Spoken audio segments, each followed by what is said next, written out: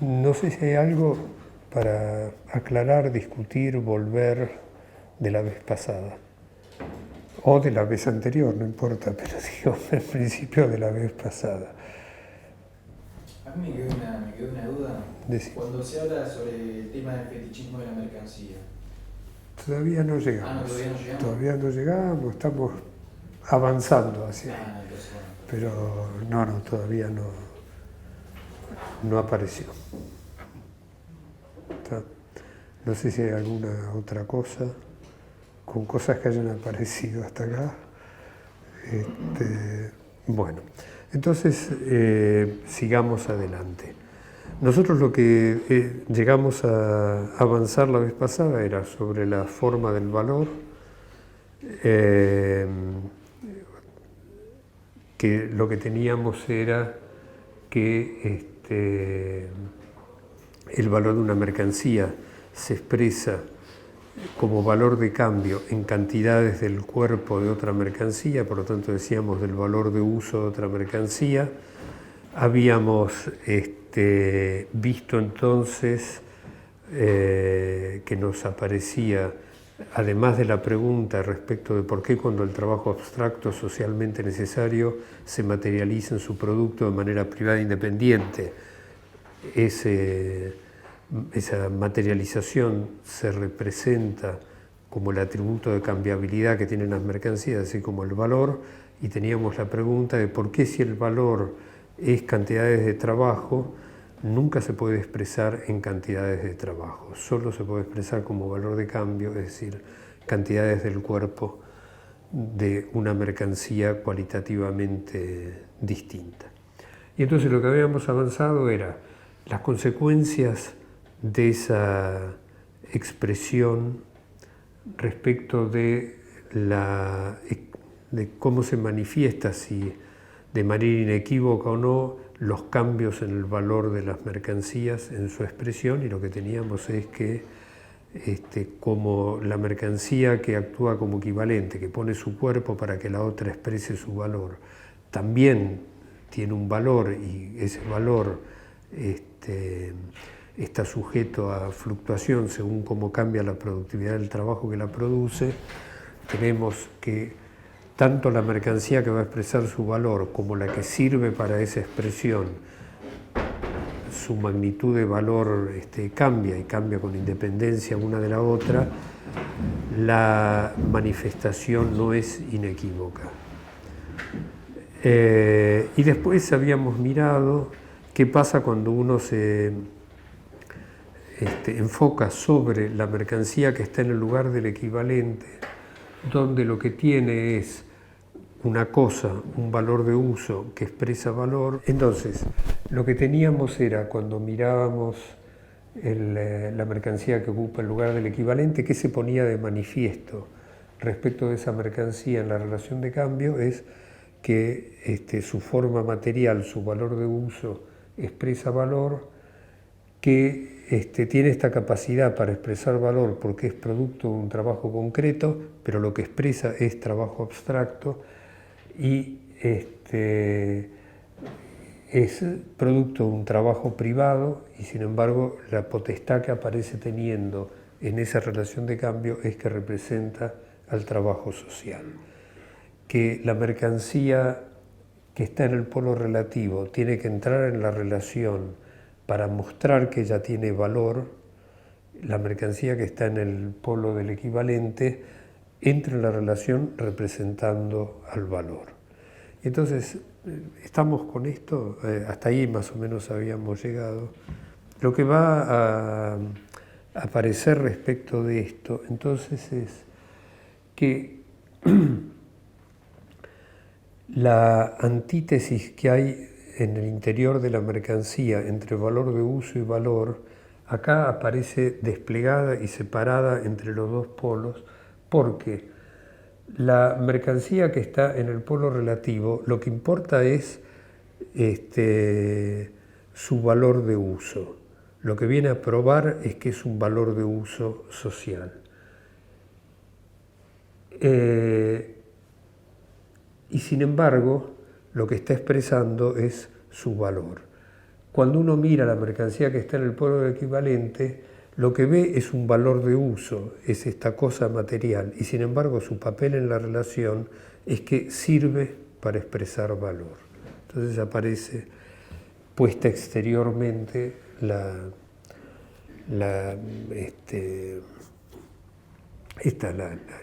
carácter contradictorio que tiene la mercancía entre valor de uso y valor.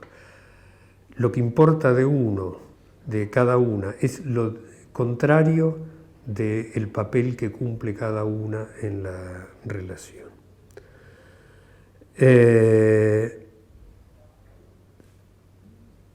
Entonces, con esto nos encontramos con lo que es la expresión simple, expresión relativa simple del valor de una mercancía, y hasta acá lo que tenemos es que el trabajo que produjo los 10 metros de tela prueban que ellos son un trabajo socialmente útil en el momento en que pueden ponerse en relación con este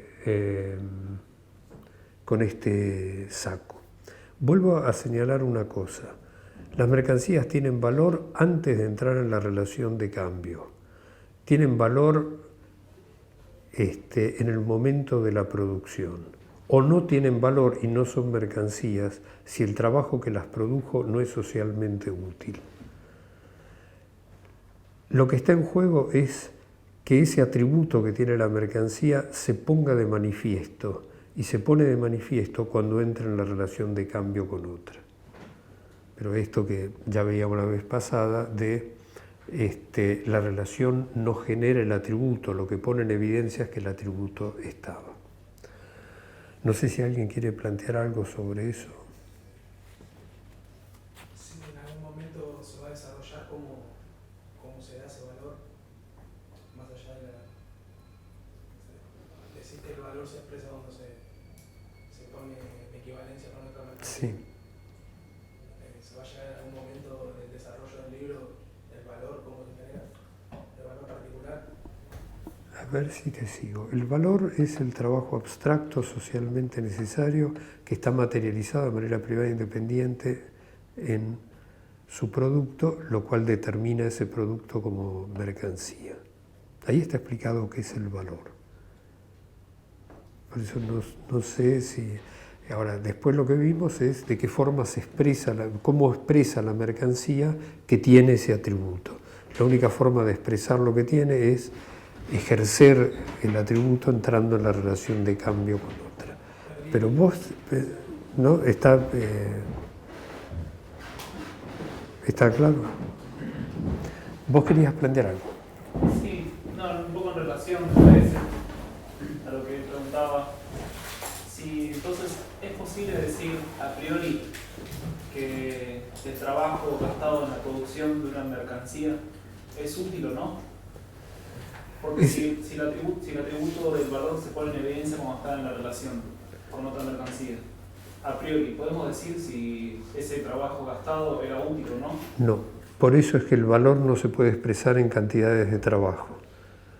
Porque yo puedo mirar la mercancía, puedo mirar este objeto, vamos a ponerlo incluso así, que pretende ser una mercancía, que es producto de una cierta cantidad de trabajo, está materializado. Ese trabajo es socialmente inútil, eso carece de valor, no es una mercancía. Pero eso se va a poner de manifiesto porque cada vez que quiera entrar en la relación de cambio con otra, va a rebotar porque no tiene el atributo que le permite entrar en la relación de cambio. Entonces es imposible, antes de que la mercancía entre efectivamente en la relación de cambio, decir si tiene valor o no tiene valor, y por lo tanto si es una mercancía o no es una mercancía, pero lo tiene antes de entrar en la relación de cambio. ¿Es una mercancía o no es una mercancía antes de entrar? Lo que es imposible es reconocer fuera de la relación de cambio si es o no es. Ok. Relacionado un poco con esto, que lo nombró en el primer taller. ¿Y qué sucede cuando una mercancía tiene un valor en un momento histórico, puede dejar de tener en el futuro. Vamos a ponerlo así. Ante todo,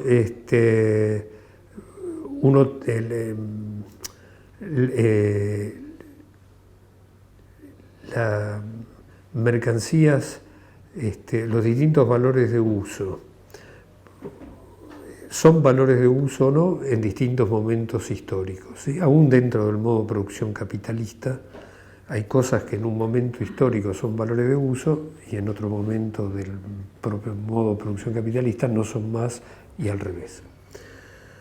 Lo que está en juego en esto es lo siguiente. La mercancía tiene que probar que tiene valor de uso. Nos falta parte del desarrollo de qué significa para el poseedor de la mercancía que resulta que no tiene valor, que no tenga valor de uso. Entonces, ante todo hay que llevarlo en el movimiento a la circulación. Uno puede pensar en cosas que llegaron con valor, pero que no se manifestó inmediatamente la necesidad social, y en cuanto no se manifestó la necesidad social es que no tenían valor. Y que después, porque cambian condiciones, ahora resulta que eso, que mantuvo su valor de uso, porque la otra cosa que le puede pasar es que haya perdido su valor de uso por el transcurso del tiempo, se haya descompuesto, ¿tá? Ahora apareció teniendo un valor de uso. Y entonces ahí uno tiene que mirar una determinación, si es de un día para otro, esto es el movimiento general, ¿tá? Se da en un determinado tiempo la manifestación del valor. Algo que puede no haber sido un valor de uso en una época y se convierte en un valor de uso portador de valor en otro momento, y ni siquiera ha sido producto de un trabajo privado, ¿tá? Ha sido producto de un trabajo directamente social, porque en el momento que se lo produjo la sociedad estaba organizada a través de una organización directa del trabajo social. Lo que va a aparecer es teniendo un precio, pero cuya determinación no es simplemente la determinación del valor. Y va a aparecer teniendo un precio porque se convirtió en un valor de uso en un lugar donde la generalidad de los productos tiene la forma de mercancía. Para eso uno tiene que, hasta acá uno no podría explicar la cambiabilidad de este producto porque dice, no es producto del trabajo privado, es un trabajo social, inmediatamente social, no puede tener valor. Sin embargo, aparece teniendo precio. Bueno, eso ya aparecieron la referencia a cosas que tienen valor de uso y que no se lo deben al trabajo. Eso es cosa que debería quedar explicada más adelante. Pero respecto a lo que vos, lo que era tu pregunta inicial, uno tiene que mirar en el movimiento más o menos fluido de la reproducción normal de la vida de la sociedad. Es accidental que algo que no tenía valor de uso social ahora tenga valor de uso social de golpe. Lo que uno siempre tiene que mirar de todas formas es en cada momento cómo se manifiesta la necesidad social, si eso es un valor de uso o no. Después vamos a ver qué otras determinaciones hay, pero todavía tenemos que avanzar más. No sé si contesto tu pregunta o alguien más quiere hacer alguna. Yo, y en el caso de sociedades anteriores donde hay productos de trabajo que tienen precio, pero uno no puede decir que existe el valor. Yo cuando arrancamos dije, Está bien. en las sociedades donde impera el modo de producción capitalista, no sé. ¿Está? No es la mercancía que estamos mirando. Está bien. Después veremos si alguna vez aparece en el desarrollo o no, pero por ahora no es la mercancía que uno tiene delante.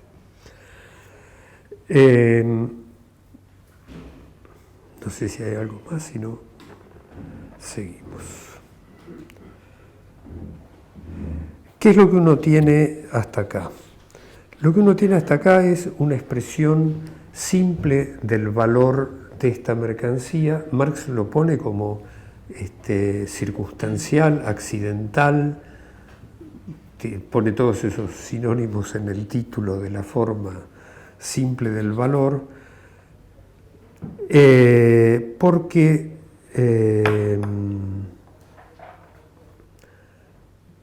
apareció esta relación de cuya necesidad plena uno no tiene desarrollado las determinaciones que hagan a que eso sea una expresión inmediata en esta relación. Lo que va a aparecer es, lo que va a ir avanzando Marx, es si esto, relación simple, muestra que el trabajo que produjo la mercancía que está en el polo relativo es un trabajo social, porque es capaz de equipararse el producto con el producto de otro trabajo social. Entonces de eso lo que se sigue inmediatamente, de esa expresión simple, es el desarrollo de la repetición de esta relación, la extensión de esta relación simple. Y lo que Marx va a plantear acá es, cuando va a avanzar sobre esto, va a hacer una observación diciendo la forma simple del valor de una mercancía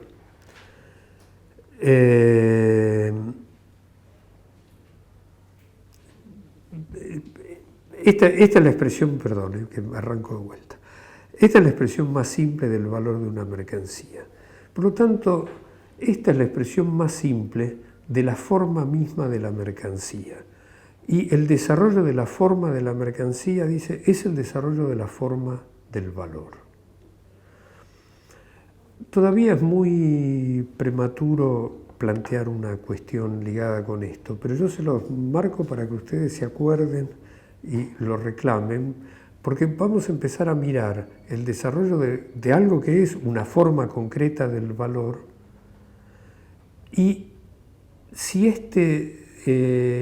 expresión de que el desarrollo simple, el desarrollo de la forma mercancía es el desarrollo de la forma de valor, y después vamos a ver un movimiento de la forma de valor, si eso se puede asociar con un movimiento de desarrollo histórico, donde esto que vimos ahí es la forma más simple de la mercancía y por lo tanto históricamente se ha desarrollado sobre esta base o no.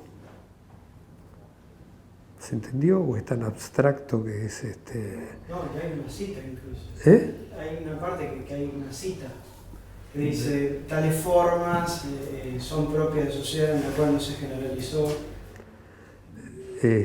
Sí. Y entonces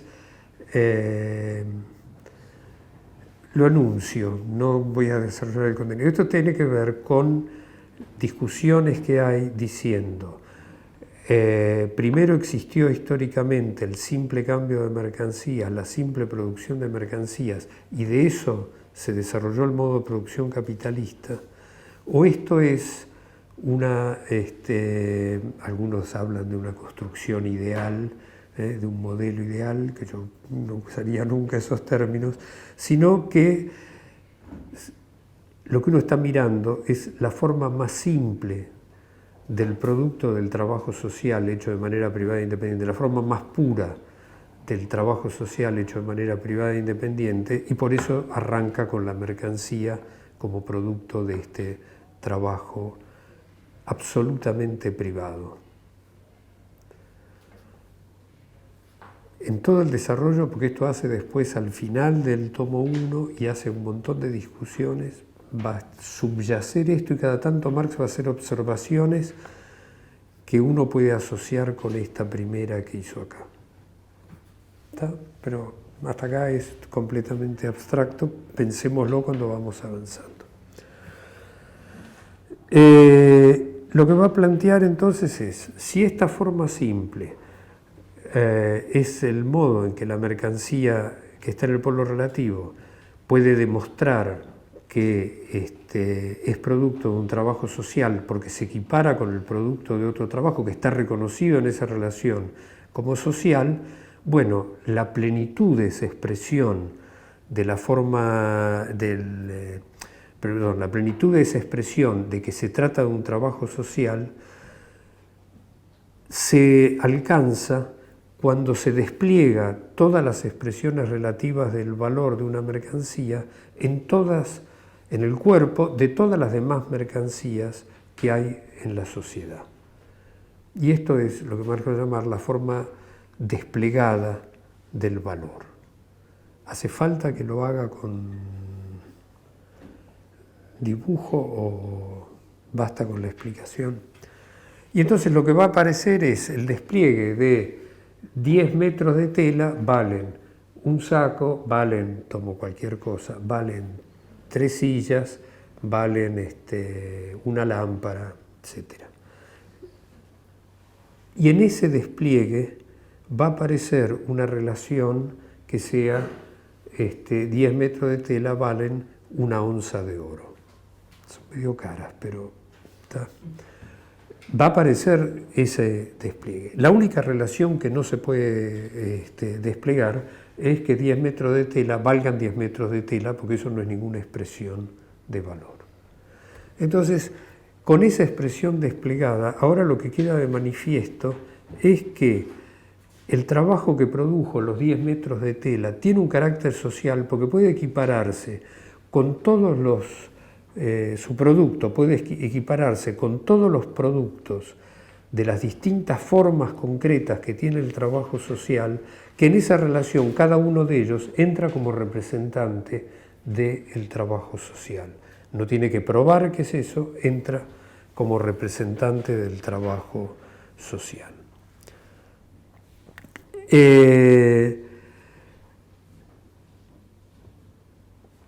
En la expresión simple, la mercancía que estaba en el polo del equivalente, lo que ponía de manifiesto era que tenía una cambiabilidad inmediata con la que estaba en el polo relativo. Ahora, en cada una de estas relaciones se pone de manifiesto, cada una de las otras mercancías, pone de manifiesto que es inmediatamente cambiable por la mercancía cuyo valor relativo se ha desplegado. Y lo que vamos a tener del lado entonces de los equivalentes es que cada uno de las otras mercancías actúa como un equivalente especial en su relación particular. Y entonces tenemos un conjunto de equivalentes especiales.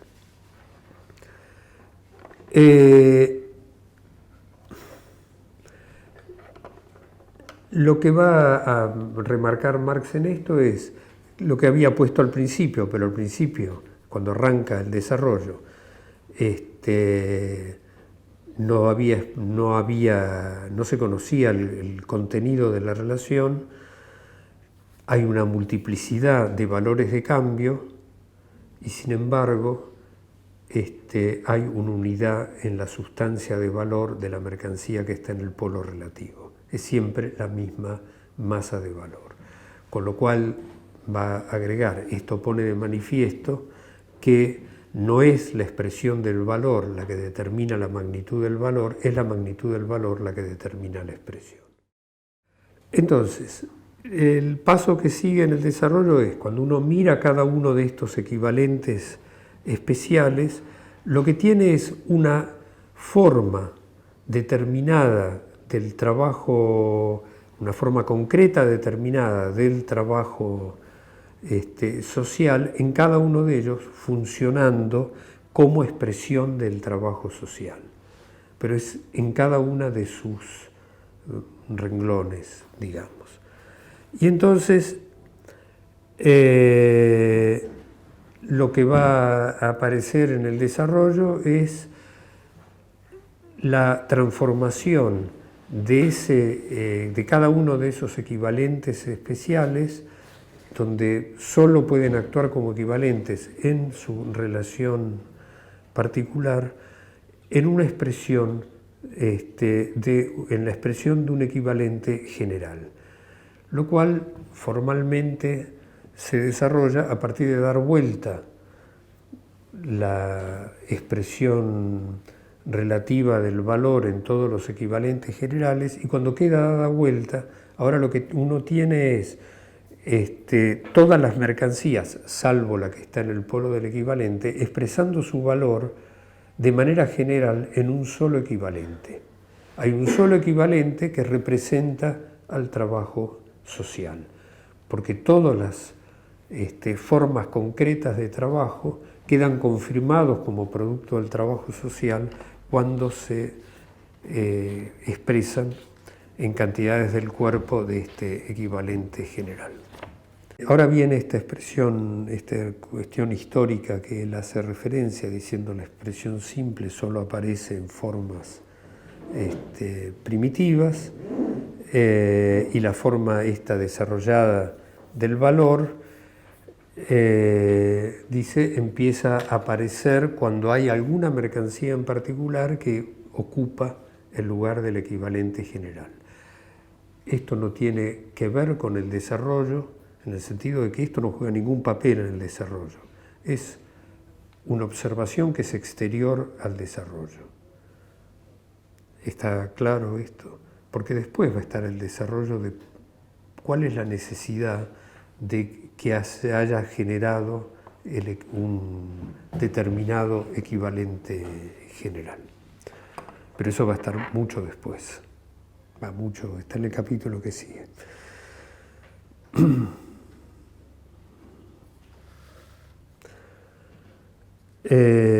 Bueno, entonces, al expresarse el valor, al expresarse el atributo de cambiabilidad de todas las mercancías en un solo equivalente, lo que hace es mostrar que los trabajos que han producido cada una de esas mercancías, por más que su forma concreta difieran, son distintas formas de trabajo humano en general.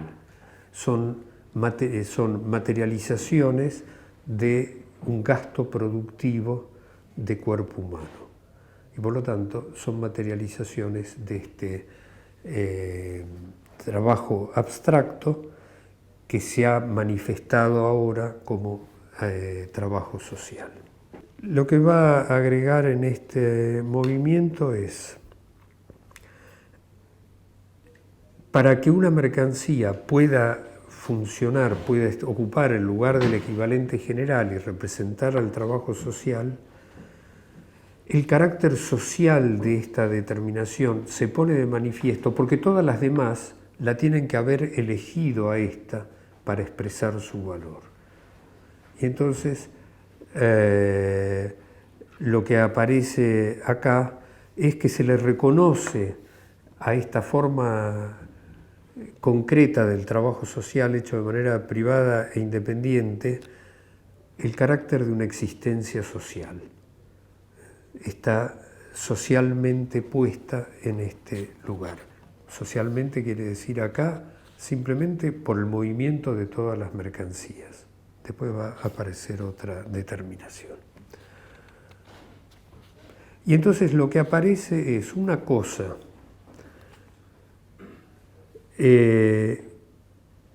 material. Por su materialidad aparece teniendo la capacidad para representar al trabajo humano en general.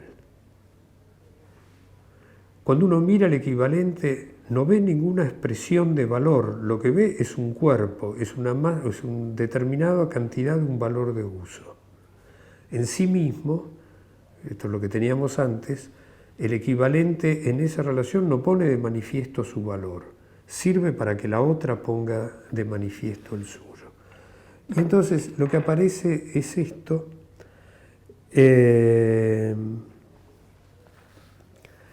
y entonces parece que el trabajo, esto está invertido, ¿sí?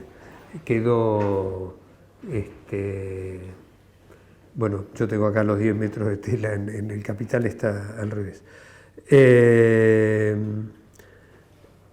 Lo que aparece acá es que el trabajo de hacer la tela, si lo pensamos al invertido, ¿sí? Está claro eso, no hice el coso ahí, pero como yo lo estoy tomando al revés de lo que está en el Capital, entonces para que quede claro. Parece que el trabajo de hacer la tela, yo le dije lo invertí, en el Capital está desarrollado, que el trabajo de hacer la tela es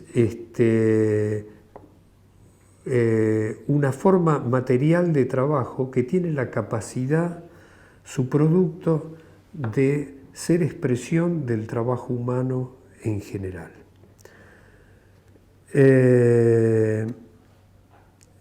No sé si alguno usa Fondo de Cultura. Bueno, les hago una aclaración por la traducción de Roses. En la página 33, cuando hace este desarrollo,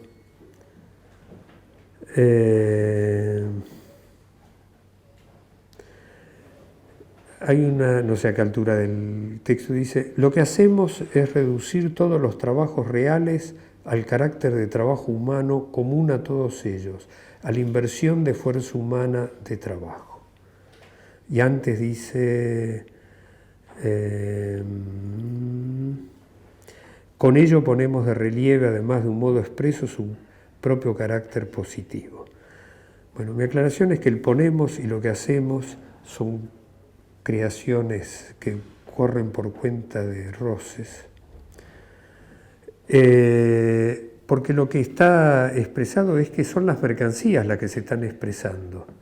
Y entonces, lo que va a aparecer, lo que se pone de relieve es, lo pongo acá, el sujeto de todas las oraciones, que además es una sola oración en el original, Roses lo partió en varias oraciones, es el trabajo. Y entonces, sino que con ello el trabajo pone de relieve, además de un modo expreso, su propio carácter positivo. Lo que hace es reducir todos los trabajos reales al carácter del trabajo humano común a todos ellos, a la inversión de fuerza humana de trabajo. No somos nosotros en ese movimiento. Lo que va a estar remarcado en el desarrollo que sigue es esto.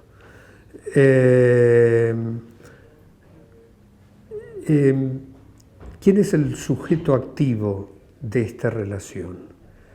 Parece que la mercancía que ocupa el lugar del equivalente general, parece que ese fuera el que tiene la potestad. Sin embargo, lo único que hace es reflejar el valor de las demás mercancías. Son las otras mercancías las que entran en relación con el equivalente para mostrar que ellas tienen valor.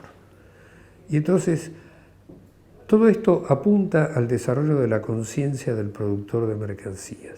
Porque cuando uno mira la expresión de valor y no viene reconociendo las determinaciones que encierra esa expresión, lo que le aparece es que acá hay una cosa, producto de un trabajo concreto, hecho de manera privada e independiente, que tiene un atributo social. Y visto así, lo primero que va a aparecer es la imposibilidad de contestarse de dónde le salió ese atributo social. Solo si uno hizo el análisis de la mercancía, el análisis del trabajo que produce las mercancías, y ahora desarrolla la forma del valor, lo que ve es que no es un atributo que le ha brotado abstractamente a la que está cumpliendo el papel de equivalente general, que es un atributo que le dan las demás mercancías. Y se la dan porque necesitan expresar el carácter social del trabajo que las produjo, porque ese trabajo se hizo de manera privada. La mercancía que está en esta forma relativa general y por lo tanto la expresión plena del carácter social del trabajo, hay una mercancía que queda excluida de la expresión de valor y que esa mercancía ahora lo que aparece expresando es que es inmediatamente cambiable por cualquier otra. Para poder reflejar el valor de esa mercancía y al mismo tiempo reflejar que ella tiene el atributo de ser inmediatamente cambiable con las otras, uno no puede recurrir a la expresión simple, porque en la expresión simple se perdió la evidencia de que esta mercancía cumplía la función de representar el trabajo social. La forma de expresar el valor de esta mercancía y al mismo tiempo reflejar en esa expresión que esta es la mercancía que funciona como equivalente general, es desplegar su valor de cambio, su expresión de valor en todas las otras mercancías. Es presentar a todas las otras mercancías como equivalentes especiales suyos y tener el despliegue completo de esas expresiones. ¿Está claro esto? Lo que va a aparecer en el desarrollo del planteo a esta altura es, bueno, hasta acá se habló de una forma, una mercancía que ocupa el lugar del equivalente general, pero nunca se dijo que hubiera alguna mercancía en particular que tenga atributos que le hagan ocupar ese lugar, o más allá de sus atributos, que ocupe efectivamente ese lugar, y que esté reconocida de manera general y por lo tanto socialmente como la expresión del valor relativo de toda, o la expresión relativa del valor de todas las demás mercancías. Dice, hasta acá puede ser cualquiera. Uno lo podría poner así. Si el equivalente general hasta acá recayó en los productores de tela, ese sería el mundo ideal de los productores de tela, porque su mercancía no tendría que probar que ella es socialmente útil, sino que es inmediatamente cambiable por todas las demás. Para la desgracia de los productores de tela, esto no es así. Pero lo que va a aparecer entonces es que la forma plena de la expresión del valor de las mercancías es cuando esta condición de equivalente general recae efectivamente y socialmente se le reconoce esta condición sobre una determinada mercancía y que históricamente ese lugar es ocupado por el oro. Es una mercancía que tiene un privilegio, es inmediatamente cambiable por las demás y por lo tanto su productor tiene un privilegio, porque produce algo que es inmediatamente cambiable por todas las demás. Después vamos a mirar a qué tipo de problema nos enfrenta esto, a qué tipo de cuestión más que de problema. Y entonces lo que va a plantear es, bueno, en el proceso histórico esta función de equivalente general socialmente reconocido como representante general de las mercancías ha recaído sobre el oro. Acá no hay ninguna explicación de cómo recayó sobre el oro, simplemente está enunciado. Y entonces Marx lo va a remarcar esto diciendo, bueno, cuando uno pasó de la forma simple a la forma relativa desplegada del valor de una mercancía y después pasó a la forma del equivalente general, ahí estaba viendo determinaciones que se iban desplegando. Cuando se pasó a esta forma en la cual el oro ocupa el lugar del equivalente general, la única diferencia que hay no dice nada nuevo, salvo que respecto de la forma donde está donde está el equivalente general, salvo que esta función recayó en una mercancía determinada y que está socialmente reconocida esta mercancía como inmediatamente cambiable por cualquier otra mercancía. Vuelve a repetirlo de que esto recayó en el oro y en consecuencia esa mercancía va a ocupar, va a tener el nombre del dinero. Y entonces ahora aparece un desarrollo más que en general tanto la economía política clásica como la economía neoclásica miran con bastante indiferencia porque no pueden explicar por qué el valor se expresa en cantidades de oro y no en tiempos de trabajo, y la economía neoclásica ni le importa la cuestión, es esto. Uno tiene que distinguir entre valor, valor de cambio y precio. El valor es el trabajo abstracto socialmente necesario que se materializó en la mercancía, se materializó en su producto de manera privada e independiente y que se representa como el atributo que tiene esa mercancía para el cambio. El valor de cambio es la expresión de ese atributo. Y esa expresión siempre está cuantitativamente determinada. Uno puede hablar de el valor de la mercancía y cuando habla del valor de la mercancía, la situación que se enfrenta es que no sabe cuál es la magnitud de ese valor, porque hasta que no se expresa como valor de cambio no tiene forma de conocerlo. Entonces, en cambio, el valor de cambio siempre va en magnitud determinada. Y la expresión del valor de cambio en la mercancía que funciona como dinero, que ocupa el lugar del dinero, esa es la forma precio. En la economía clásica, Ricardo y Smith rara vez usan valor, pero usan valor de cambio y precio como si fueran sinónimos. La economía neoclásica usaba el término valor, no lo usa más, usaba el término valor de cambio, no lo usa más, y usa el término precio, pero cuando lo usaba como si fueran lo mismo. Y acá uno se encontró con estas diferenciaciones. ¿En qué momento de acá, más que nada, porque no llegué a escuchar bien la respuesta que le diste al compañero, en qué momento entra en juego el valor de uso dentro de esta equivalencia con otra mercancía? El valor de uso de la mercancía. Ahí no te sigo la pregunta.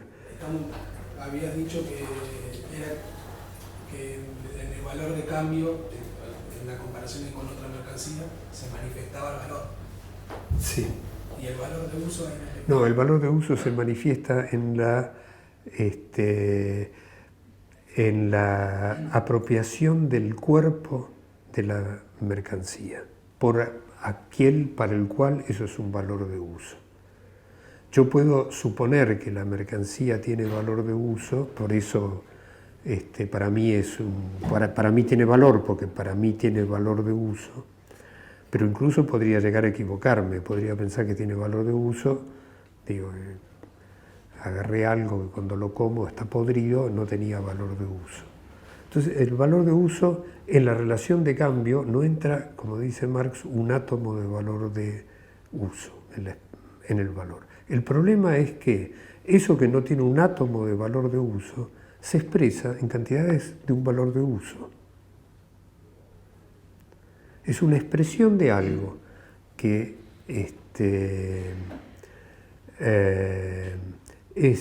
tiene un carácter puramente social, con eso cierra el desarrollo de Marx ahí. Lo que se expresa es una relación social,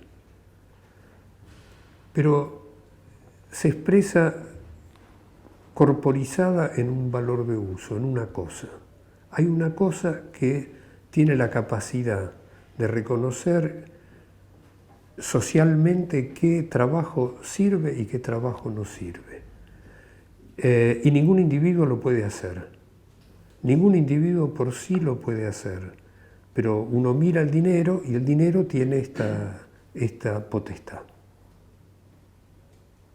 No sé si uno mira el cuerpo, es una cosa, es un cacho, hasta acá tomámoslo como es un cacho de oro. Y sin embargo, yo no quiero adelantar más, pero con esto. Sin embargo, dice si yo puedo participar en el consumo social o no puedo participar en el consumo social. Yo puedo gritar todo lo que quiera que quiero participar en el consumo social. El que dice que yo puedo o no puedo es esa cosa, pero es como si fuera esto. Y yo miro esto y digo, pero ¿cómo esto tiene la capacidad de decir si yo puedo participar o no en el consumo social? Parece una cosa imposible y entonces lo que me va a parecer es que esto por naturaleza tiene esa propiedad, que viene con esto, que es un valor de uso. El valor de uso se debe a la naturaleza, al trabajo y a la naturaleza. Bueno, me parece que por naturaleza viene con esta potestad. Pero eso es lo que sigue ahora con el desarrollo de qué le pasa a la conciencia del productor de mercancías. ¿Está? En la relación de cambio no se pone de manifiesto el valor de uso, pese a que la mercancía que entra en el polo relativo viene a probar que tiene valor de uso social, viene a probar que sirve para otro individuo distinto del que la produjo. Pero lo único que importa de esa en la relación es que pruebe que tiene valor. No es que pruebe que tiene valor de uso, que pruebe que tiene valor. La otra mercancía que está en el polo del equivalente, lo único que hace en esa relación es servir como expresión de valor. Y sin embargo, cuando la miro, lo único que veo es un valor de uso. ¿Está? No sé si con esto está la... O sea que se supone que en un paso posterior tendrá que tener cierta validación en el mercado. Hasta acá la expresión de valor es el cambio. La expresión del valor, en el único lugar donde tiene lugar la expresión de valor, es en el cambio con otra mercancía. Por lo tanto, es en el mercado. Después vamos a ver todas las condiciones concretas de ese movimiento. Pero es en el cambio efectivo con otra mercancía, ¿tá? Que acá ni siquiera está, porque va a estar más adelante. Yo idealmente puedo pensar que mi mercancía es cambiable por tal cantidad del equivalente general, ¿sí? O por tal cantidad de dinero. Hasta que no entro en el cambio efectivo, no se puso en evidencia, primero, que tenía valor y segundo, qué magnitud de valor tenía. Y eso es el movimiento del cambio, por lo tanto es en el mercado. ¿Puedo una consulta? Sí. En esta determinación del equivalente o imposición, ¿no?, del patrón oro como equivalente general. Del oro hasta acá no hay ni siquiera patrón.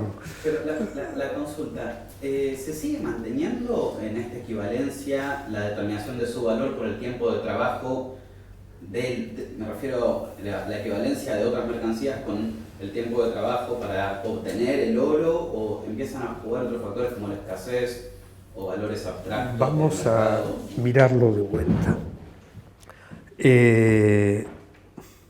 Porque vos también pegaste un salto que va muy... olvido que entre el patrón, entre el oro equivalente, y ahí me pregunto fíjate si que fíjate que es lo que nosotros nos podemos contestar hasta acá. La pregunta que teníamos es ¿por qué, cómo se explica que estas cosas tengan el atributo social de transformarse una en la otra, de ser iguales una a la otra, cuando materialmente no hay forma de que sean iguales, ni de que se transformen en iguales? ¿El mismo tiempo de trabajo? Nada. Nosotros arrancamos con ese problema. ¿Qué es lo que nos contestamos hasta acá? Bueno, ante todo, el atributo, para eso tiene que tener un atributo en común, una cualidad común que esté en la misma cantidad. Bueno, entonces veamos de dónde salió esa cualidad común. ¿Cuál es esa cualidad común? Para contestarnos cuál es esa cualidad común, tenemos que preguntarnos de dónde salió, qué acción. Bueno, avanzamos y nos contestamos es el trabajo abstracto, socialmente necesario, hecho de manera privada e independiente. Bueno, esta es la respuesta, ese es el atributo que tienen. ¿Por qué? El oro lo tiene. Espera. Oh, yo voy despacio a contestarte lo que puedo contestar hasta acá. ¿Por qué? Y bueno, la pregunta que sigue es ¿por qué el trabajo abstracto, cuando se hace de manera privada e independiente, se representa de esta forma? Y empezamos a mirarlo y yo voy a decir una cosa que iba a decir después. Marx dice, acá está contestado, pero en el medio nos encontramos con un problema adicional, que era ¿por qué si es cantidades de trabajo no se expresa en cantidades de trabajo? Y Marx dice, acá está contestado. Está contestado, ¿por qué el oro y no el ganado, que es el ejemplo que él da antes? No, no está contestado. Pero las preguntas que teníamos cuando arrancamos y las que se fue generando están contestadas. Solo hasta acá lo que uno, la respuesta a lo que vos decís, mi única respuesta posible sería, mirá, yo no tengo explicación de la cambiabilidad de las mercancías, si no es porque encierran iguales cantidades de trabajo, etcétera, ¿sí? Esa es la única explicación que tengo. Si vos traes una cosa que tiene precio y que no es producto del trabajo, mi respuesta, y que es cambiable, y mi respuesta es nada. Yo lo único que sé es que las mercancías son cambiables porque son producto de este trabajo. Si esto que me traes es cambiable, no es producto del trabajo, no es una mercancía. Ahora, ¿de dónde le salió la cambiabilidad? Y no tengo explicación a esta altura. Entonces, a esa parte de eso que vos interveniste está contestado sobre finales del tomo 3. Pero muy simple una. En esta equivalencia desplegada de todos los valores que hace, igual a 2 onzas de oro. El trabajo necesario socialmente para conseguir esas 2 onzas de oro es el mismo que el que está exactamente. De trabajo, si no, no puedo explicar cómo están en una relación de cambio. Digamos, la búsqueda, la extracción, el trabajo que se materializó privadamente en esa onza de oro y que está reconocido como dinero, eso es lo que le permite al oro funcionar como dinero. Después nosotros nos vamos a desviar cuando entremos en el capítulo 2 respecto del desarrollo que hace Marx, porque aparece en el tomo 2 un problema que de repente dice, después que venía diciendo, el oro es esto y por eso puede cumplir la función de dinero, de repente aparece como una cuestión distinta. Y entonces nosotros siempre en los talleres lo que hicimos fue detenernos en una determinación que juega ahí, porque ahí hay otra razón que después la vamos a mirar, nos parece necesario poner en claro esa cuestión. Hasta acá el oro se cae, como esa está ahí, 10 varas de lienzo se cambian por 1 onza de oro. Yo la única posibilidad que tengo de dar cuenta de esa relación es porque encierran la misma cantidad de trabajo abstracto socialmente necesario. Si vos me dijeras, no encierran, porque yo puedo verlo, qué sé yo, lo vi, la respuesta que te tengo que dar es, explícame por qué son cosas cambiables. ¿Sí? Y esta es mi respuesta, y esta es en las discusiones con la economía neoclásica y con los ricardianos actuales, esa es mi discusión. Bueno, primero explícame por qué son cambiables. Y después entonces miramos qué pasa en todo lo que sigue. El hecho de que sean cambiables implica que entran en una relación de igualdad. Y la única forma de entrar en una relación de igualdad es tener una cualidad común. cosas que no tienen cualidad común en la misma cantidad no pueden entrar en una relación de igualdad. Por eso es este planteo que Marx insiste de es el valor el que explica el valor de cambio, no el valor de cambio el que explica el valor. Porque si yo quisiera explicar el valor por el valor de cambio, entonces estaría explicando que se cambian porque se cambian. Estaría explicando la cambiabilidad de las mercancías porque son objetos cambiables. Por eso yo hice la objeción a ese agregado que hace Engels diciendo y que pasan de las manos de uno a otro a través de un acto de cambio. Porque entonces parece que la determinación fuera el acto de cambio y lo que hay que explicar es al revés. Entonces, hasta acá tenemos esto. Después ya van a aparecer todas las cosas Políticas. No sé, las formas concretas de esto. Yo podría decir, bueno, no voy a decir nada, porque vos me provocás para que yo adelante lo que no quiero adelantar. Sí quiero acotar una cosa acá que si nosotros miramos el desarrollo que venimos haciendo, la definición de algo está al final del desarrollo, nunca está al principio del desarrollo. Al principio del desarrollo lo que puede aparecer es el nombre de ese algo, pero no está explicado qué es. Si uno se planteara que acá hay un desarrollo de carácter conceptual, entonces cuando uno arranca con un concepto, arranca diciendo, esto es tal cosa. Y el desarrollo que está hecho acá, yo ya hice referencia a este texto que anota Marx, que es de las últimas cosas que escribe criticando el Tratado de Economía Política de Wagner, lo que escribe es este individuo no entendió nada, aparte de incluirle un insulto, no entendió nada, dice, yo no parto de conceptos, no parto del concepto de valor y como Wagner lo acusaba después de dividir el concepto de valor en valor de cambio y valor de uso, dice, no divido, dice, de donde parto es la mercancía, que es el concreto, la forma, lo voy a poner en estos términos, no es literal, el concreto social más simple en el modo de producción capitalista. De algo que uno solo nombra con su nombre vulgar y se empieza a preguntar por las determinaciones de las cuales es portador y después lo que hace es desarrollar esas determinaciones. Y entonces cuando termina puede decir que es una mercancía, puede decir que es el valor, puede decir que es el valor de cambio, puede decir que es el dinero, pero no lo puede decir al arrancar. ¿Está? Esto hace a la cuestión del método en el desarrollo. Llegado a este punto, Marx da por contestada la pregunta de por qué el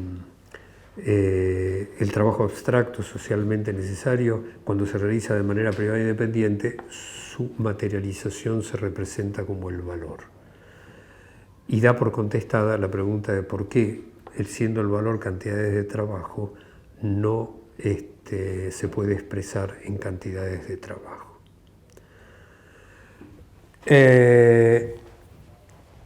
Yo lo recuerdo como una carta a Engels. Alguna vez me han hecho alguna referencia de otro caso, pero una carta de Engels, que poco más o menos le dice, acá está todo claro, pero nadie te va a entender lo que estás diciendo. Y entonces Marx va a agregar, primero como apéndice, y después lo va a convertir en parte integrada del capítulo, el punto del fetichismo de la mercancía. Yo les propongo, si ustedes lo quieren hacer, es que volvamos a mirar este desarrollo, pero no visto a partir de la mercancía, sino visto desde la expresión más simple del proceso de vida humana, que esto es lo que está implícito en el desarrollo, el análisis implícitamente sigue más allá de la mercancía, y al revés, llegar como resultado a la mercancía, que es esto mismo, pero mirado distinto. Y después entrar entonces en el capítulo en el acápite del fetichismo de la mercancía. Eso se de acuerdo porque no es lo que no está expuesto así en el Capital. ¿De acuerdo? Entonces lo planteo así. Antes de entrar en este desarrollo, ¿hay algo que quieran plantear? ¿Qué es lo que de dónde arrancamos nosotros? Arrancamos preguntándonos por nuestra condición de sujetos, que nos aparecía como un problema de subjetividad política. A medida que fuimos avanzando, analizando nuestra subjetividad, llegamos a la mercancía. Pero yo voy a seguir implícitamente en ese análisis hasta la forma más simple del proceso de vida humana, de la vida humana, que es la forma más simple de nuestra subjetividad. Y la forma más simple de la subjetividad humana es un proceso de metabolismo.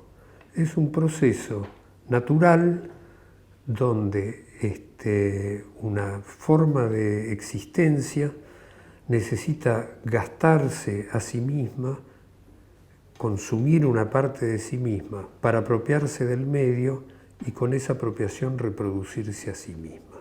Esto es la forma más simple de cualquier proceso de vida. Y solo solo las formas vivas tienen la condición de sujetos. Cuando uno habla de un sujeto, está hablando de un sujeto que está vivo. Las cosas, llamémosle, que no tienen esta forma de existencia, que no se gastan para reproducirse a sí mismo apropiándose del medio, no son sujetos. Cuando uno mira entonces esta forma más simple de nuestra subjetividad, lo que tiene delante es un proceso en el cual se gasta el cuerpo para apropiarse del medio y reproducir el cuerpo.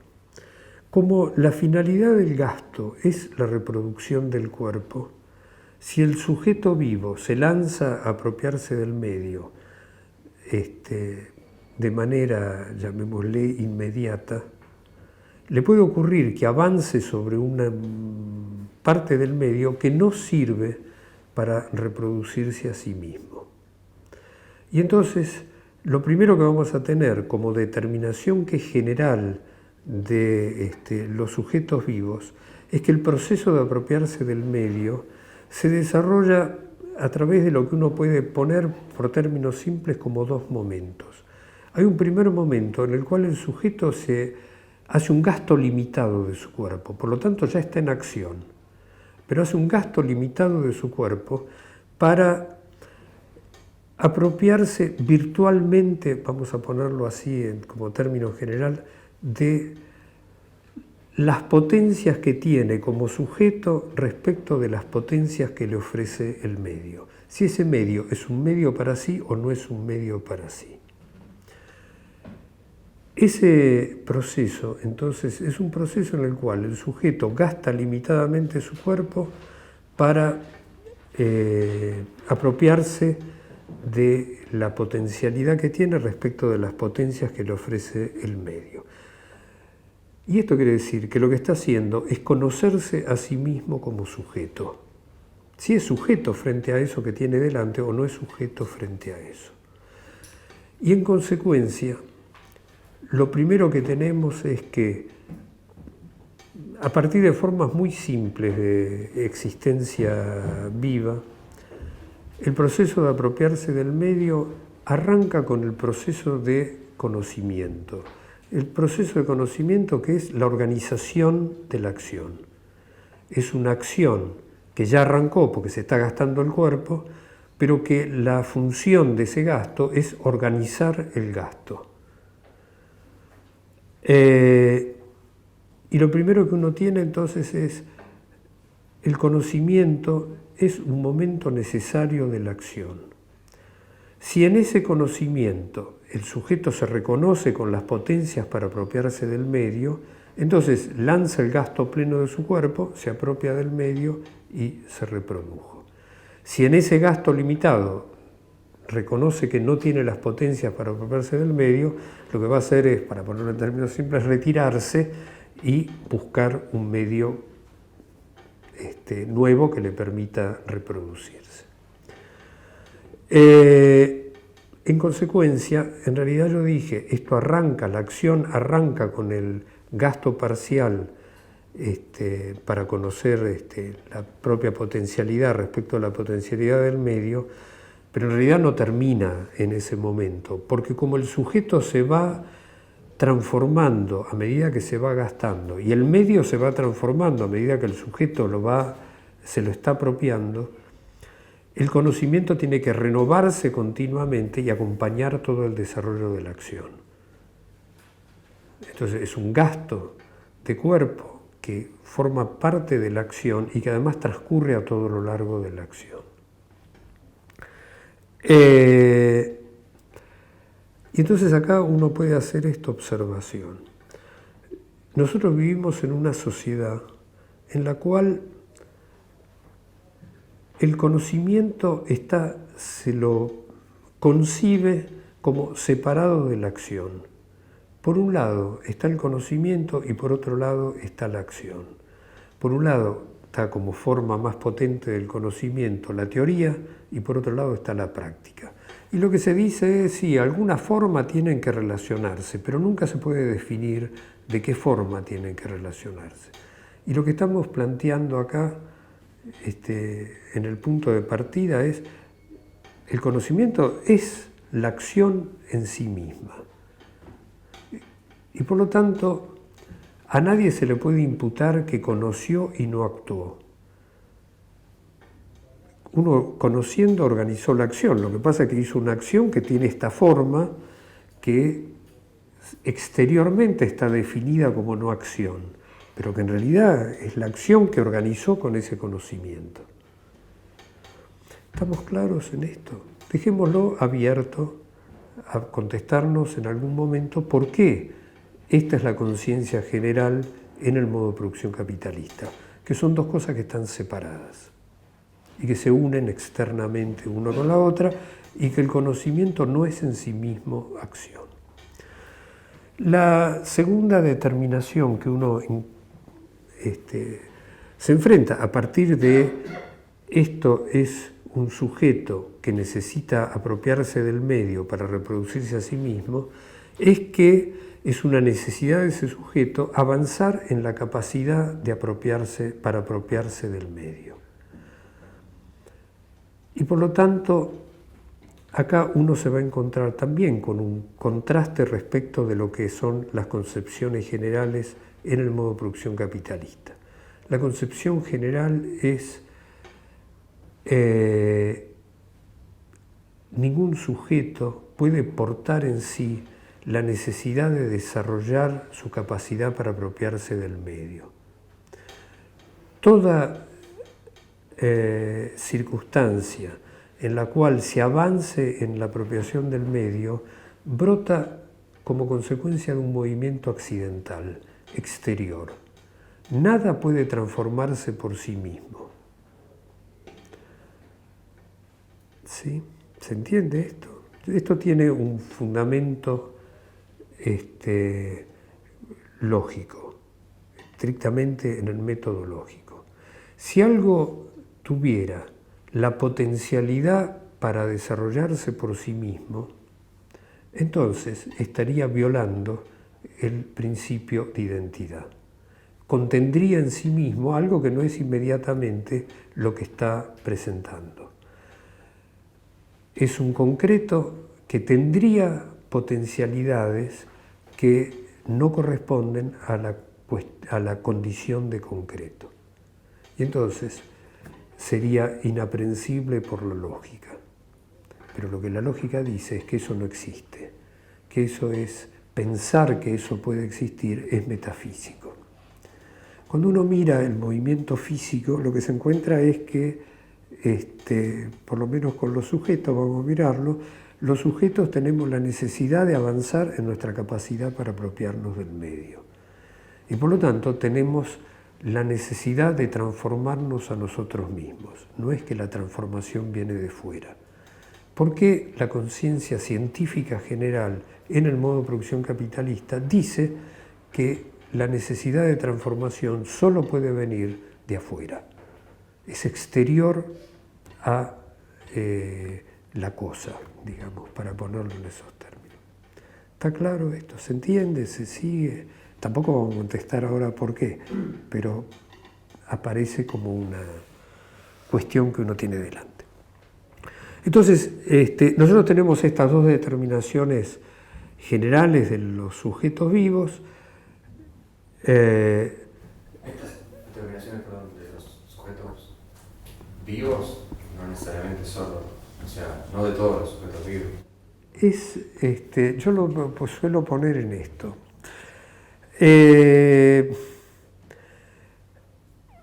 Es desde formas muy simples de la existencia de los sujetos vivos. Yo solía tomar en estas cosas el ejemplo de la ameba, para tomarlo como forma extremadamente simple. Después en algún lugar me encontré con el problema que empecé a decir, bueno, la ameba y que extiende un pseudópodo, y cuando la ameba extiende un pseudópodo, lo que está haciendo es un gasto parcial limitado de su cuerpo. Cuando toca un medio que no le sirve para reproducirse, ya se gastó, esa parte del cuerpo se va a destruir. Pero la ameba no tira, perdón por el término, no hace el gasto pleno de su cuerpo. Para ponerlo así, se mueve para otro lado y tira otro pseudópodo. Y ahí sí toca algo que la reproduce. Entonces extiende su cuerpo y incorpora ese objeto exterior a su cuerpo, a su propio ser, y con esa incorporación se reproduce. Entonces esa forma de sujeto vivo, que es extremadamente simple, tiene un proceso de conocimiento bajo la forma que corresponde a esa elementalidad de proceso de sujeto vivo. Uno podría, no sé, habría que mirarlo con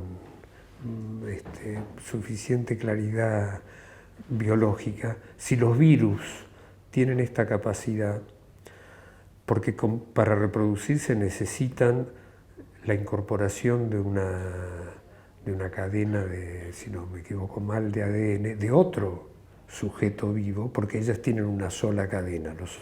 Todo lo demás tenemos doble cadena y eso es lo que permite, facilita el poder reproducirse. Pero es de las formas simples de los virus, pero lo tomo como el otro aspecto, de donde se desarrolló la doble cadena de ADN. Es ese sujeto vivo el que tiene la necesidad de incorporar a su propio cuerpo lo que antes tenía que tomar de fuera de su propio cuerpo. No es que accidentalmente tomó, necesitaba tomarlo porque si no, no se podía reproducir, y la forma más potente de reproducirse es haberlo incorporado al propio cuerpo. Entonces, siempre están presentes estas formas de conocimiento, que están presentes en el ser humano, empezando porque no tiene las células de la ameba, por así decir, pero están presentes en el aparato digestivo humano. Cuando uno le mete comida, primero conoce si eso es comida o no es comida. Y si no es comida, lo rechaza inmediatamente, porque implicaría un gasto del cuerpo que no le va a permitir reproducirse, que al contrario lo va a destruir. Y hay formas manifiestas del rechazo. El vómito es el rechazo físico, es la acción para rechazar eso que no es alimento. Ahora, inmediatamente lo que uno tiene es, entonces el aparato digestivo supo que eso no es alimento. Ese es el proceso de conocimiento. Ahora, lo primero que le pasó es que se gastó una parte de ese aparato digestivo. Y ese gasto inútil es el que produce el gasto útil que sigue para rechazar lo que no es alimento. Entonces eso está presente. No sé,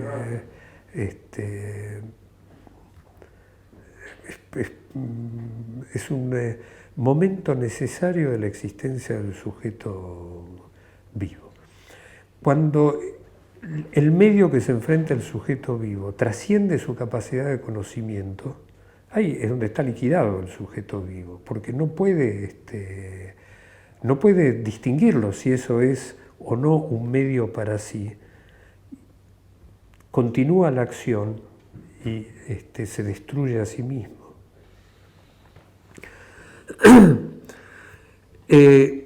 De todas formas, lo que importa en particular en este desarrollo es qué forma tiene en el ser humano el proceso de metabolismo y estas dos formas concretas de organizarse y de desarrollarse la capacidad para apropiarse del medio.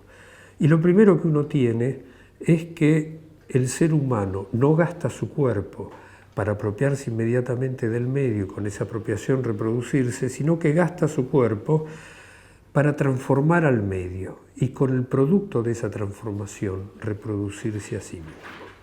Y entonces lo que vamos a tener es que el proceso de metabolismo humano toma la forma concreta, se basa en el trabajo. Hasta acá vamos a definir como trabajo este gasto productivo del cuerpo transformando al medio. ¿Cómo desarrolla entonces el ser humano, bajo la forma propiamente, como atributo propiamente humana, la capacidad para avanzar en la apropiación del medio? Desarrollando su capacidad para transformar al medio, desarrollando la fuerza productiva de su trabajo. Y la forma concreta que tiene el desarrollo de la capacidad para transformar al medio es la producción de medios de producción. Esto es, se gasta productivamente el cuerpo para producir algo que no sirve para reproducir un cuerpo humano, pero que sirve para sostener un nuevo gasto productivo del cuerpo, que se aplica para producir, ahora vamos a tomarlo simple, ahora sí, un medio de vida, un objeto que incorporado a un cuerpo humano reproduce ese cuerpo humano. Y entonces lo que tenemos es estas dos formas concretas. ¿Qué pasa con el conocimiento humano, es decir, con la capacidad humana para organizar su proceso de metabolismo,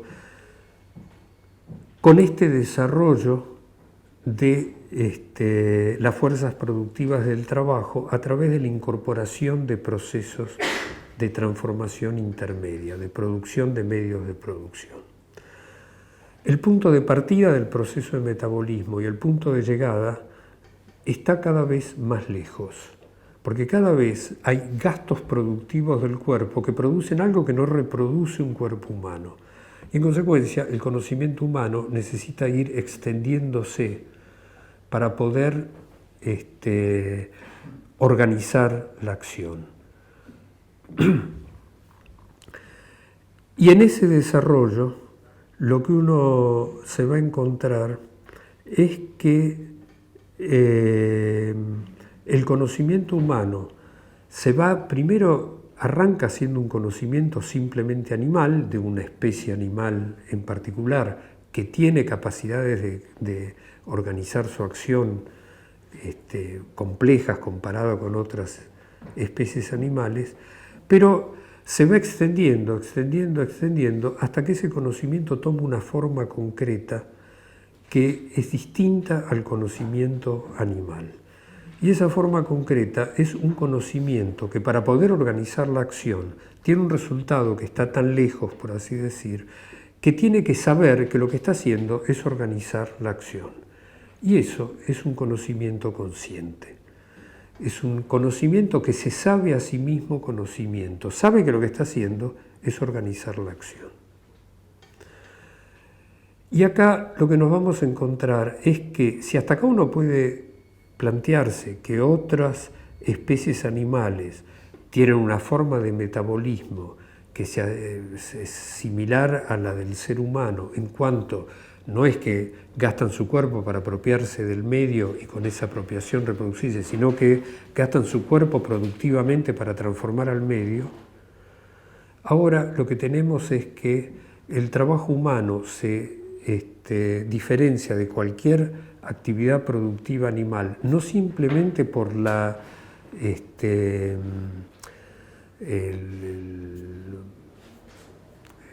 por su alcance, porque tiene una capacidad que va más lejos que la de cualquier animal, sino porque se organiza de manera consciente. Solo puede estar organizado por un conocimiento que se sabe a sí mismo conocimiento. Y cuando la acción está organizada con un conocimiento que se sabe a sí mismo conocimiento, es lo que vamos a llamar estrictamente una acción voluntaria. El sujeto apunta a una determinada apropiación del medio voluntariamente, porque sabe conscientemente que tiene la potencialidad para enfrentarse a las potencialidades del medio. Lo cual no quiere decir que vaya a tener el resultado que se planteó, porque hay que ver qué pasa con las potencialidades del medio, hay que ver qué pasa con las propias potencialidades. Pero entonces lo que tenemos es esto, el trabajo humano se organiza de manera consciente y voluntario. Cuando uno mira las formas concretas en que se ha desarrollado el ser humano, lo que va teniendo es cómo el propio organismo del sujeto humano se va transformando para tener la capacidad para aportar ese desarrollo de las fuerzas productivas, y que cuanto más complejo se hace el proceso de conocimiento, más se desarrollan los órganos que son portadores de ese proceso de conocimiento.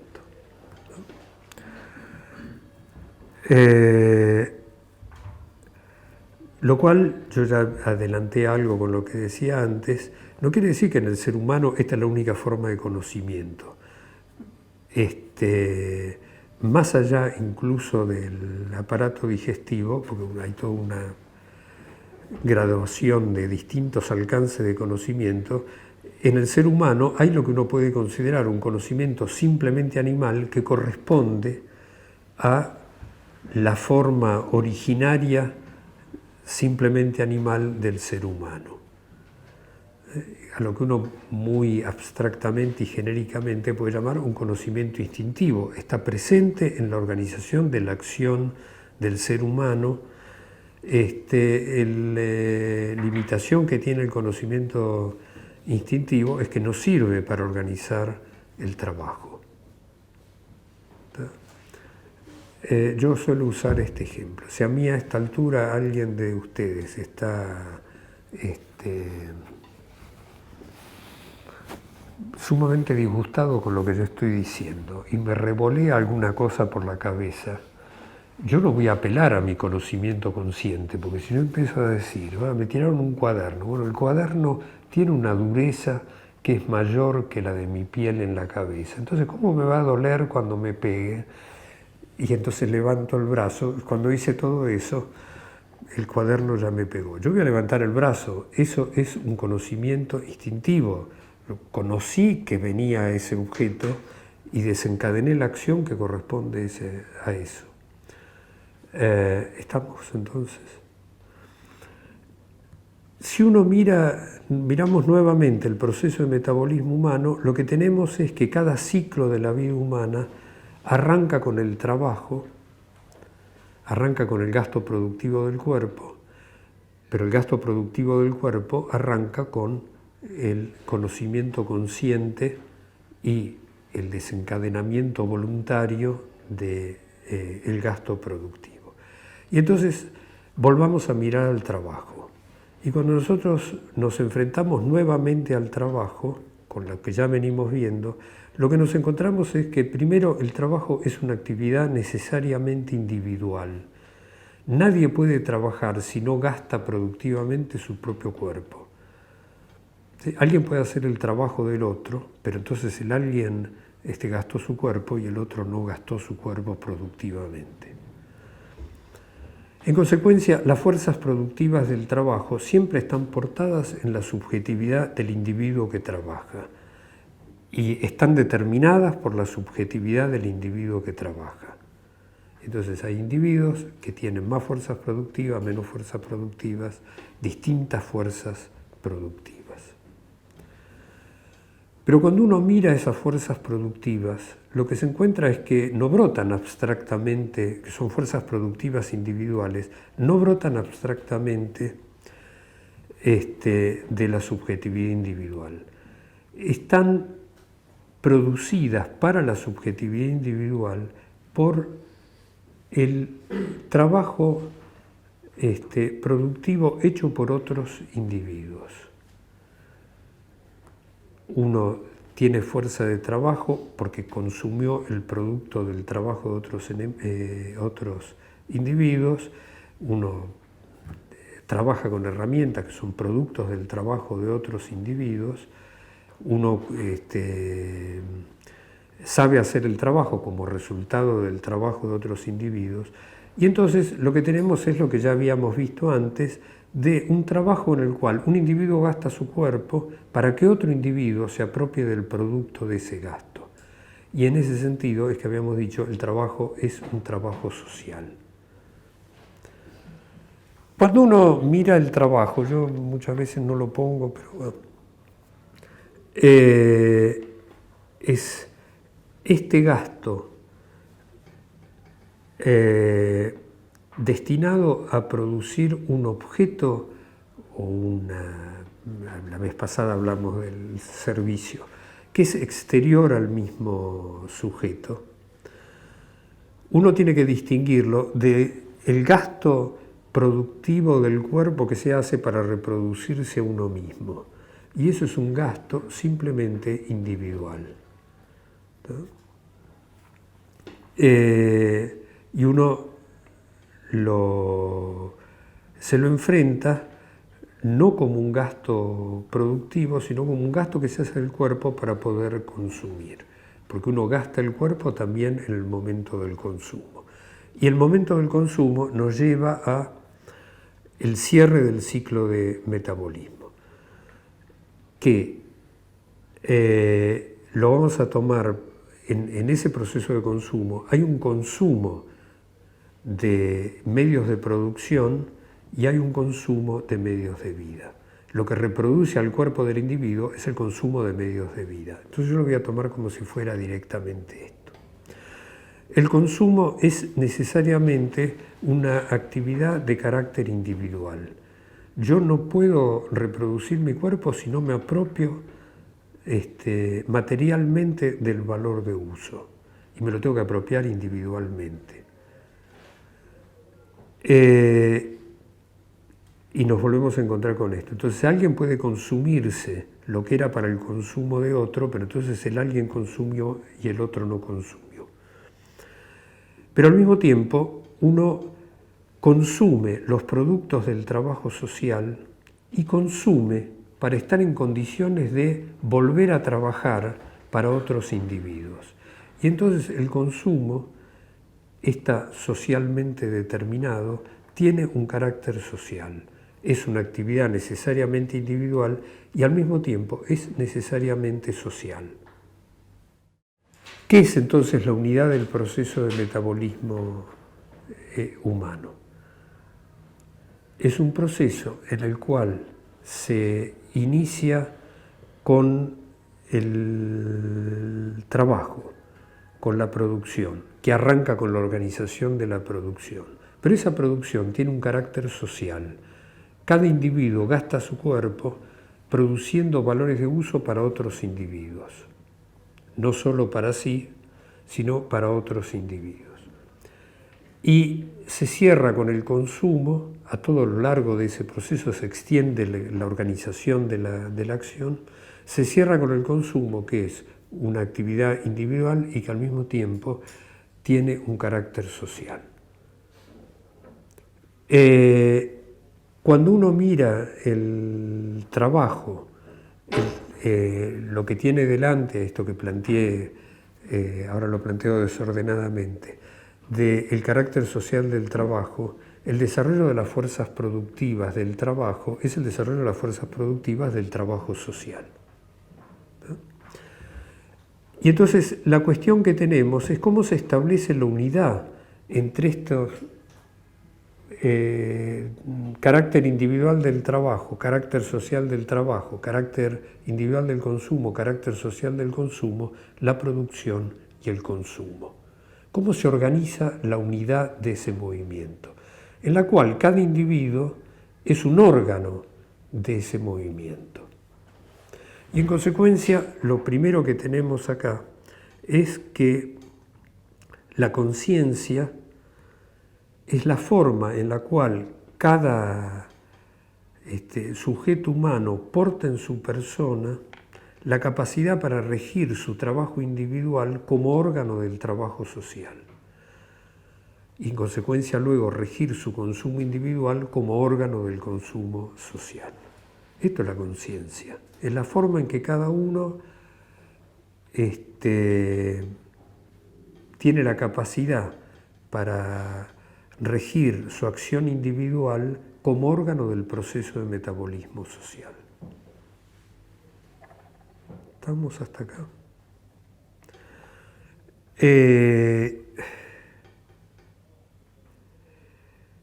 Lo que, antes de mirar, entonces, cómo es la determinación de nuestra conciencia y voluntad como productores de mercancías, lo que uno se enfrenta a esta altura es con lo siguiente. Cada generación humana se encuentra con un mundo que ha sido transformado por el trabajo de la generación anterior. Y por lo tanto, uno puede sintetizar esto diciendo que cada generación humana es el producto del trabajo de la generación anterior. El trabajo es una acción consciente y voluntaria. Y yo reservo el término trabajo para la actividad productiva humana, lo separo de cualquier proceso productivo animal. En consecuencia, cada generación humana es el producto de la acción consciente y voluntaria de la generación anterior. Y entonces, lo que uno se enfrenta respecto de su propia subjetividad es que el ser humano es el único sujeto que se produce a sí mismo de manera consciente y voluntaria de una generación a otra y por lo tanto es el único sujeto vivo que es el sujeto de su propia historia y luego que es el único sujeto que tiene historia. Es claro que las especies animales y vegetales vivas se han ido transformando en el tiempo, pero no lo hacen de manera consciente y voluntaria. Y entonces no son los sujetos de su propia historia. En cambio, el ser humano sí lo es. Y esto es lo que entonces determina genéricamente al ser humano, determina al ser humano como un género respecto de las especies animales. Completo una cosa y esto nos pone frente a una cuestión y uno lo podría poner en estos dos términos. Entre ustedes y mi persona hay varias generaciones de por medio, ¿tá? Pero vamos a suponer que hay una generación. Uno lo puede mirar esto de una forma poco seria y decirles que mi generación no acepta reclamos respecto del mundo que consciente y voluntariamente les entregamos a ustedes. Aguántense esta porquería que les consciente y voluntariamente hemos producido.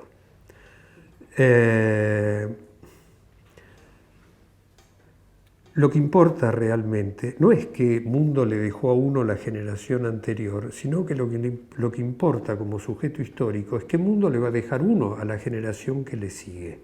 ¿Qué va a ser como sujeto histórico? Y cómo va a producir a la generación que le sigue. Y entonces la pregunta no es ni qué es lo que pasó, ni la pregunta es cómo va a ser ese mundo del futuro. La pregunta es qué hago yo hoy como sujeto histórico para producir ese mundo. Digo, cuando dije cómo va a ser ese mundo del futuro es, la pregunta no es cómo va a ser vivir en ese mundo del futuro, cómo van a ser los sujetos humanos de ese mundo. La pregunta es qué voy a producir inmediatamente, porque esos sujetos humanos van a ser producto de lo que consciente y voluntariamente haga hoy. Y entonces cuando nosotros empezamos con lo del problema era la subjetividad política, ahora hay una determinación genéricamente humana, que es la condición de sujeto histórico. Cuando me pregunto por mi condición de sujeto político, me estoy preguntando por mi condición de sujeto histórico.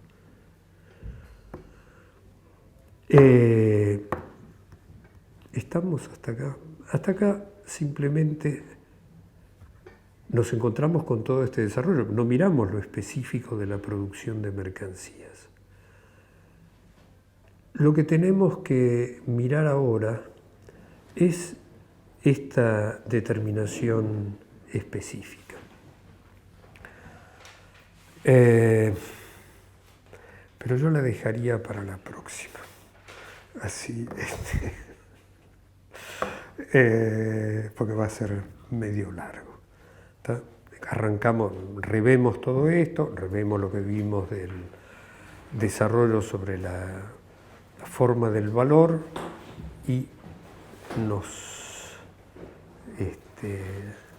vemos si con esto avanzamos en contestarnos por qué el trabajo abstracto, cuando se lo realiza de manera privada y independiente, se representa como valor.